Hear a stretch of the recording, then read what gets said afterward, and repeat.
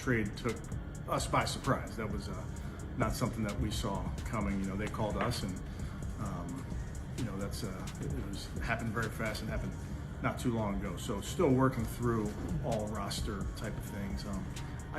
I always have to be mindful of our players and our players' development, and I want to make sure that I'm always doing what's best for our players and of course our team. But with young players, I'm always thinking about last week making the change to Dylan. You have to think long and hard about it. The Browns just traded Joe Flacco, and boom, suddenly Kevin Stefanski's acting like he's got amnesia. Like he's never heard the name Shedeur Sanders or Deion Coach Prime Sanders in his entire life. One minute it's all Coach Prime this, Shedeur that, and the next, Stefanski pulls a full-blown Houdini act. Poof! Like the Sanders family never existed. What's going on here? Did the Browns forget who's been lighting up every headline this season? Because if this is some kind of silent power play, trust me, Deion's not going to stay quiet. He's about to make things very interesting. Now, before we get deeper into this madness, hit that subscribe button. It helps way more than you think. Right now, Cleveland Browns fans are on the wildest emotional roller coaster the NFL's seen, and Six Flags could never compete. The second news broke that Joe Flacco was traded, the internet went crazy. Flacco getting traded to Cincinnati. Oh, Joe Flacco getting traded, he was definitely somebody I leaned on for wisdom, and I feel like he helped me a lot. He helped me a lot while my time being here in Cleveland and his time being here in Cleveland. So now, everybody has their own destinies and have their own plans they have in life, so I'm just happy for him. Have you talked to him yet? Yeah, I seen him in the facility. I seen him. Before or after the news? Yeah, after for sure. Yeah, and then he told me, I'm like, dang, that happened quick. Memes, hot takes, predictions, it was pure chaos. Everyone thought this was it, the official beginning of the Shedeur Sanders era in Cleveland. Fans were out here typing in all caps, throwing virtual confetti, hyping themselves up like it was draft night 2.0. They swore the football gods had finally aligned the stars, that this was Shedeur's moment to step under those blinding NFL lights and show the world what he's made of. But oh no, here comes Kevin Stefanski, calm, cool, and somehow completely out of touch. This man's walking around like one random win turned him into the second coming of Belichick, acting like he's holding some secret playbook from heaven itself. Sir, you didn't just win the Super Bowl. You barely kept your headset connected, and now he's playing it like Shedeur's just some rookie name on a list? Please, this is Cleveland we're talking about. Drama's in the DNA, and right now, Stefanski's just poured gasoline on the fire. Yeah, I got that text during practice. I was just wondering what your reaction is. I don't give a damn about the Browns at all. I care about the Colorado Buffaloes. I do love me some Shedeur Sanders, don't believe that. I care about him. The rest of that mess, I don't, okay? I'm a coach trying to win just like they're trying to win games. Fans are absolutely losing it. Every comment section, every sports forum, every group chat. It's the same question on repeat. What is Stefanski even doing? Because at this point, it doesn't look like strategy anymore. It looks like one man's stubborn power trip in full HD. You'd think that after scraping together just one win, he'd take a step back, breathe, maybe show a little humility, maybe reflect on the mess, maybe even admit that the fans can literally see the disaster from space. But nah, Stefanski's walking around with that I'm untouchable energy, like his job's written in the 10 Commandments. He's standing by his decision, as if benching Shedeur Sanders is some sacred football law, like letting the kid throw a pass might cause a rip in the NFL's fabric of space-time. The man's got confidence levels that belong to an undefeated coach, not someone one loss away from an unemployment email. Still, you almost have to respect the nerve. It's delusional confidence at its finest. Right now, Stefanski's out here micromanaging like he's building the world's most fragile Lego tower, terrified to hand Shedeur the keys even though the team's car has smoke coming out the hood. It's like watching somebody refuse to fix a flat tire, because technically, it still rolls. Seriously? The Browns had a golden door wide open, a once-in-a-season chance to bring something fresh, something electric to that locker room. A move that could have reignited the fans, lifted the energy, and maybe, just maybe, giving Cleveland the miracle of a second win. Instead of learning from the chaos, Stefanski doubled down. Yeah, the man looked at the mess, shrugged, and said, "Perfect, let's do it again." Stefanski, finally give us some clarity on Shedeur Sanders' status. Guys, waiting for it in the last 24 hours has happened. That is Kevin Stefanski breaking his silence, detailing how the trade went down with Joe Flacco. But more importantly, we get an understanding where Shedeur Sanders' future lies with him playing this season. His process apparently involves ignoring common sense, keeping real talent glued to the bench, and pretending that's some kind of genius plan. Fans aren't even mad anymore. They're just stunned. People were ready to storm the field, not in rage, but in total disbelief. Because honestly, at this point, nobody knows if Kevin Stefanski is coaching football or running a top-secret social experiment. Every press conference sounds like a TED Talk with no slides, just riddles, buzzwords, and confusion wrapped in a headset. He keeps saying, "Trust the plan," but nobody, not the players, not the media, not even the team mascot, knows what the plan is. Some folks are starting to think the plan doesn't even exist. Fans online have turned into full-time code breakers, analyzing every Stefanski quote like it's ancient hieroglyphics. One guy even said, "I think he's confusing his own team just to throw off the opponents." And honestly, that theory's starting to sound plausible. Here to tell you, dog, Kevin Stefanski did what Kevin Stefanski do. That is run his mouth, ramble, and pretty much, I don't know, block all Shedeur Sanders questions. With all that being said, I'm done talking. Let's check out what he had to say. And they always play great on special teams. So really good players, coaches I have a ton of respect for. So it's division football. It's AFC North. We know what to expect. But with that, I'll take any questions. Decided if Shedeur is going to be your number 2 active quarterback for this weekend yet? Well, first I'd tell you is the Joe trade took us by surprise. That was You'd imagine a coach with one lonely win would be begging for a miracle, a spark, or at least a quarterback who can throw straight. And who better for that than Shedeur Sanders? The man's built for the spotlight, calm under pressure, laser accurate with swagger dripping off every spiral. He's that rare type who doesn't fold. He rises. But somehow Stefanski's treating Shedeur like touching the football might trigger a solar eclipse or summon a curse from the football gods. The frustration isn't even about impatience anymore. It's about logic, because the math just isn't mathing. When you're sitting at one win and change, you don't wait and see, you act. Yet there's Stefanski, clutching that clipboard like it's a holy relic, whispering in the locker room, "Trust the process." As if saying it enough times might turn losing into strategy.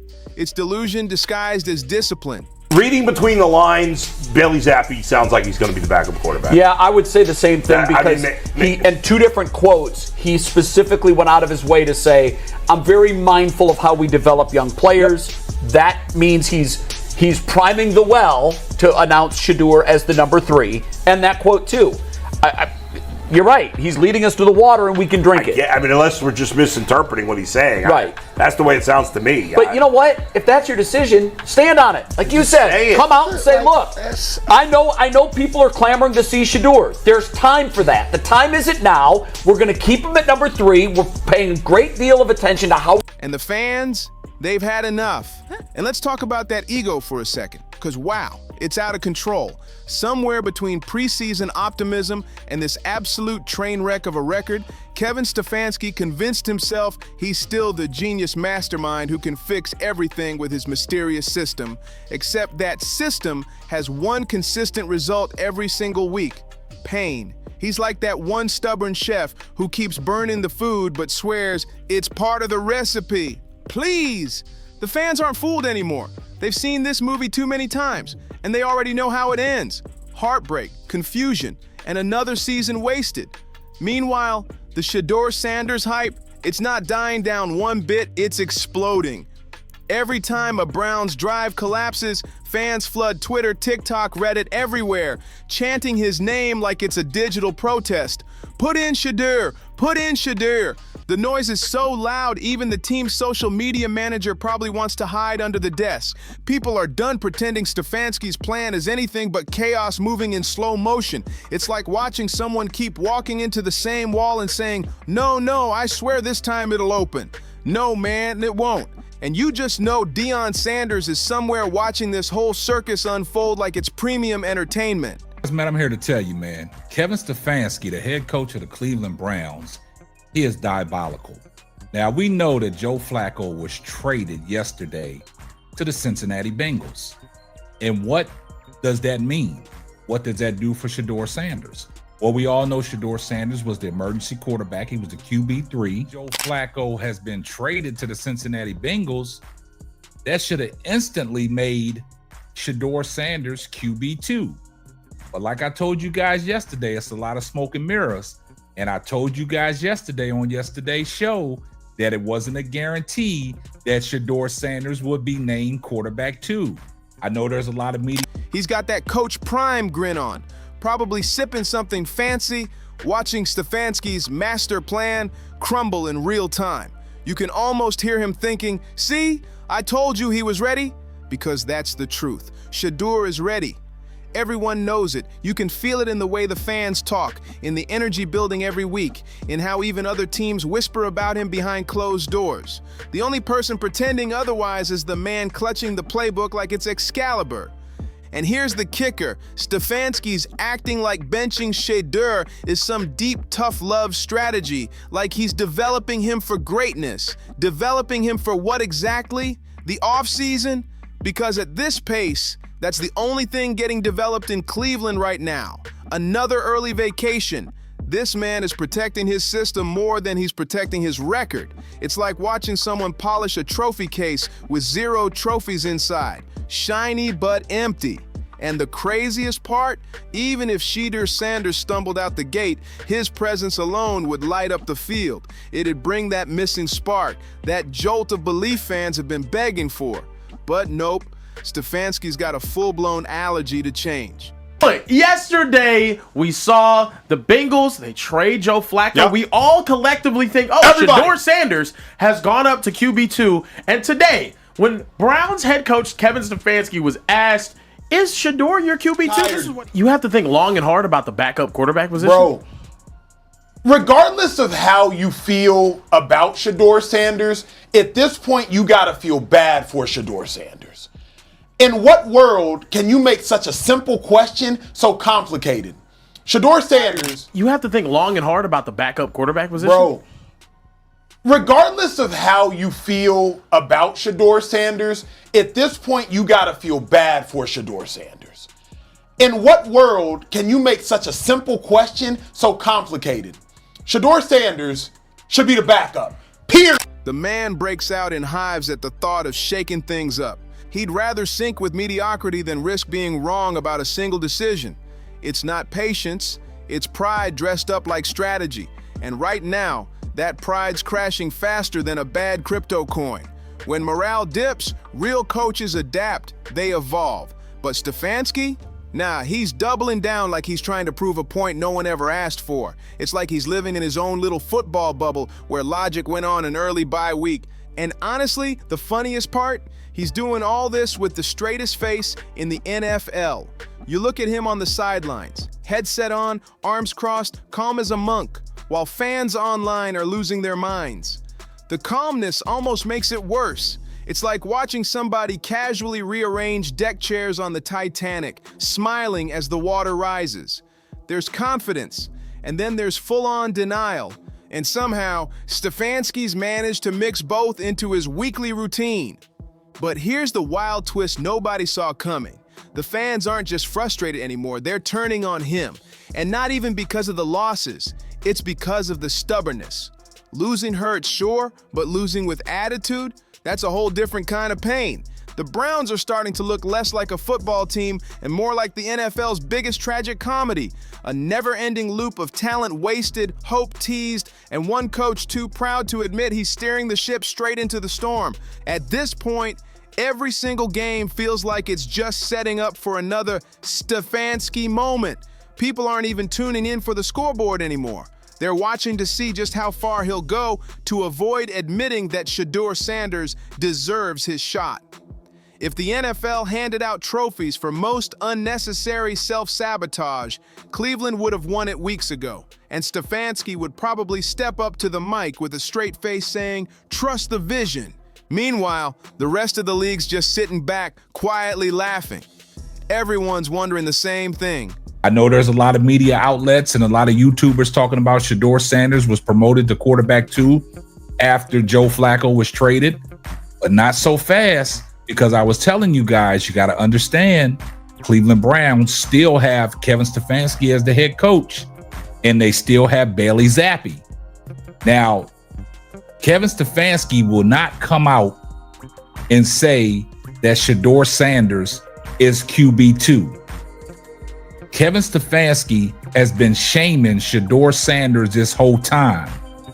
How can a coach with one win look this confident while being this wrong? It's gone beyond football now. It's straight up performance art. Because if by some miracle Stefanski actually flips this circus into a success story, it'd be legendary.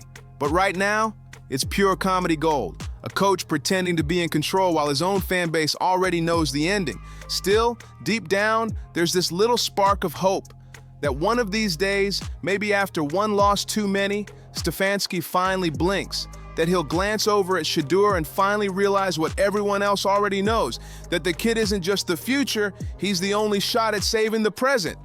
Because let's be real, the Browns don't need more process talk or long-term experiments. They need electricity. And Shedeur brings that with him every single time he steps on a field.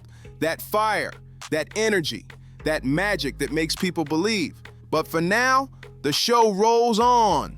Stefanski's still pacing the sideline like he's got the playbook to paradise, while fans keep screaming into the void, praying for the one miracle that could flip the whole script, giving Shedeur Sanders the ball. It's this wild mix of chaos and comedy, and somehow the Browns have turned it into an art form. Every Sunday feels like a brand new episode of How Not to Use a Star Player, proudly directed by Kevin Stefanski himself. Week after week, the same script plays out, and fans are left wondering if they're watching football or a parody show. At some point, something's got to give. Either Stefanski finally wakes up and lets the kid cook, or fans are going to start showing up to games with Start Shedeur, signs so big they block the broadcast cameras. The tension's boiling, and the only question left is, what's going to win first? Stefanski's ego or Shedeur's talent? One thing's for sure, when that moment finally hits, the entire league will be watching and laughing, because only in Cleveland could one single win feel like a royal celebration, while a full-blown quarterback controversy turns into must-see sitcom television. But the funniest part of all, Stefanski still talks like everything's going perfectly according to plan. For me, it's all about Stefanski and what he does with these guys. I mean, because we don't really have an identity offensively when I look at it. And so because we don't have this identity, we go in there every week doing something different. One week we'll throw the ball 40 times. The next week we'll run it 40 times. And so I need him to figure out what he's going to do with each quarterback based on what these guys can do, because players make plays, plays don't make players. And so we need to put these guys in position to make plays. Like we're all too slow to understand the genius unfolding before our eyes. He's up there in press conferences, straight-faced, acting like he's rewriting football history, when really the only thing getting rewritten is Cleveland's patience record. Meanwhile, the scoreboard keeps screaming reality. The Browns aren't evolving, they're evaporating. The fans' patience is vanishing faster than a playoff lead in the fourth quarter. It's like Stefanski's running a twisted science experiment titled, How Long Can You Ignore Talent Before the Entire Fan Base Implodes? And Cleveland, they're about to find out the hard way. Spoiler alert, not long, because while Kevin Stefanski's out here guarding his precious system like it's the Holy Grail, Shedeur Sanders is quietly becoming the people's champion. Every time that Browns offense sputters and stalls, fans turn their eyes to the bench like it's a locked treasure chest. They know what's inside. It's potential, it's energy, it's hope wrapped in raw talent, the promise of something, anything, different. But Stefanski, he's treating Shedeur like a museum exhibit. Look, but don't touch. And honestly, that might be the funniest part of this whole circus, because it's not like Shedeur's unprepared. Far from it. The guy's been built for this moment since he could throw a football. He's cool under pressure, sharp as a blade, and somehow makes chaos look effortless. The Browns desperately need that kind of spark, that cool confidence that turns mayhem into momentum. Instead, they're pretending that keeping him on the sidelines is some kind of development plan. Shedeur to get a turn, you're like, this Bailey Zappi dude, we got to see what we feel about him. You saw him. He was bad. Regardless of how you feel about Shedeur, at this point, you have to feel bad for Shedeur, because what the heck is this? It's disrespect. It's disrespect, in my opinion. You played this game. You went out, said that he was QB3 after you benched Joe Flacco. Then you end up trading Joe Flacco, and now you still won't commit to him being QB2. It's ridiculous. It's absolutely ridiculous. TJ, what you think? Kevin Stefanski full of shit. Oh wow. He full of shit. That's the type of coach that. Hold on. Those are takes we needed to speak easy. Please, it's not development, it's delay. There's a big difference between patience and paralysis, and right now, the Browns look completely frozen. Even analysts are starting to clown on it. They're saying Stefanski's got a PhD in overthinking. He's turned something as simple as play your best player into a philosophical puzzle no one ever asked for. It's the kind of logic only a man with one win could defend with a straight face. Anyone else in his position would have tried something new by now. Maybe rolled the dice. Maybe given the fans a reason to hope again. But Stefanski? Nah.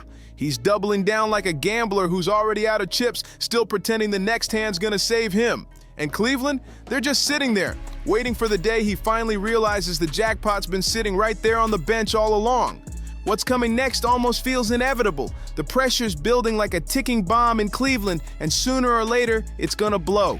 The fans are getting louder, the questions sharper, and Stefanski, he won't be able to dodge it forever. There's only so much sidestepping you can do before reality tackles you head on. At some point, that moment will come. He'll have no choice but to hand the reins over to Shedeur Sanders. And when that happens, the entire football world will remember exactly how long it took. They'll remember every game wasted, every missed opportunity, every stubborn press conference, because when Shedeur finally steps onto that field, it's going to be glorious. The same fans who are rolling their eyes today will be jumping out of their seats tomorrow, because deep down, everyone knows it. Cleveland's biggest victory might not come from a final score. It'll come from the second Kevin Stefanski finally accepts what the whole world has been shouting for weeks. It's Shedeur time. The spark, the energy, the moment that changes everything. And when that curtain finally lifts, you can bet the league will never look at the Browns the same way again. Now, if you made it this far, make sure to hit that like, subscribe, and share. It helps way more than you think. And I'll see you on the next one, because this story, it's just getting started.